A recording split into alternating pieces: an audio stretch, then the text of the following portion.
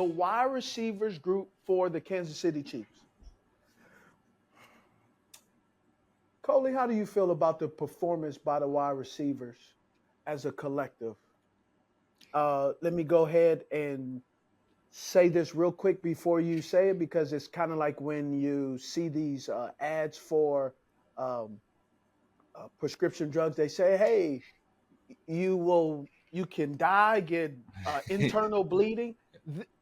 My co-host Coley Mick is not how I feel. He No, does not speak for Agent 89. no, I guarantee it, because I think people are overreacting quite a bit. And I don't think they play well by any stretch. But I also come from 20 years of having week one be the most overreacted week to how the Patriots were doing and how Brady didn't have enough and how his receivers and his coaches and his front office were letting him down and how Chris Hogan, Julian Edelman, Danny Amendola weren't nearly enough to win. What did they win? 3 Super Bowls? But they couldn't win one, is what I was told.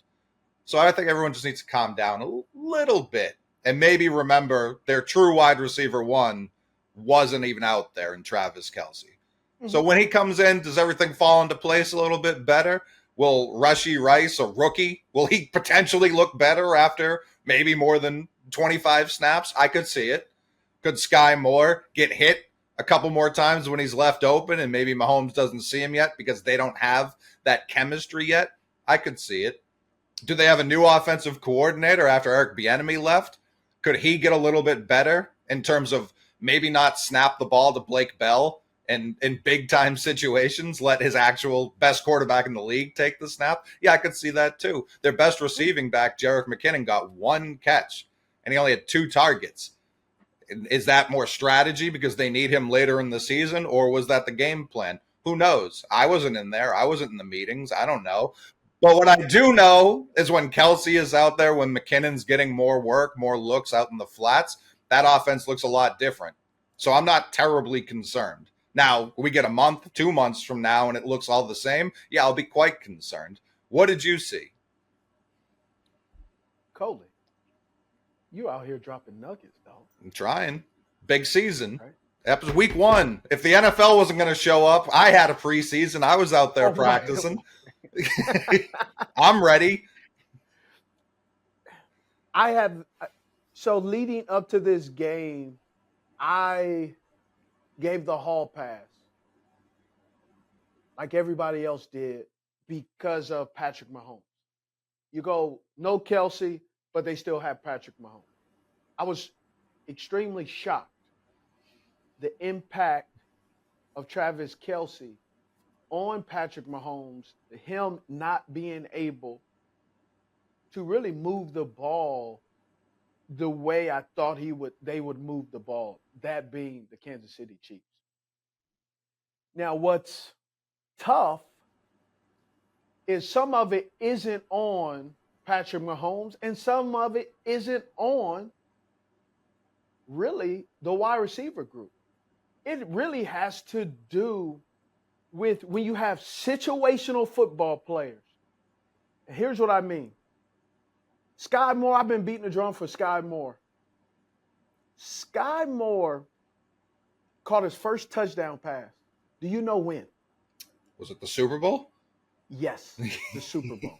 Think about it. Think about it. You've been playing, right?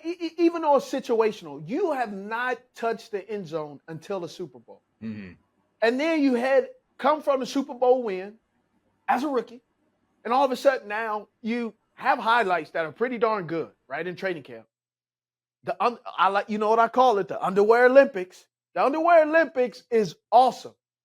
But Thursday Night Football, the first week of the season, and you're going against the Kool-Aid drinking of Dan Campbell.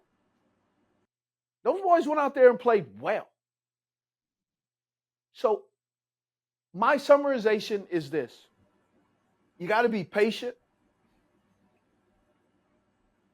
I don't really want to go into who's good and who's bad, but timing is yes, but experience is more. And when you have so many young guys who sparingly came in, play 15 snaps here, 12 snaps here, and all of a sudden they're playing 35, 45, 50 snaps. Mm-hmm. And half of those snaps are pass plays, not, oh, let me run the trickeration, do all that stuff. Andy Reid's offense is traditionally a West Coast timing offense. Mm-hmm. And because of that, you're going to have a lot of different things happening that may leave you a little bit underwhelmed. And that's what the Kansas City Chiefs wide receivers group are going to do today. They're going to leave you emotionally struggling. It's like watching a movie after seeing the trailers, and then all of a sudden, the best part of the movie were the trailers. Right. You got to read the reviews. You really do. Don't go opening weekend. Wait a couple weeks. Wait to see how that Rotten Tomatoes score goes up and down. Yes. So I feel bad, but Kadarius Toney, he's going to be a guy who he's a situational football player. He's not developed into a wide receiver too.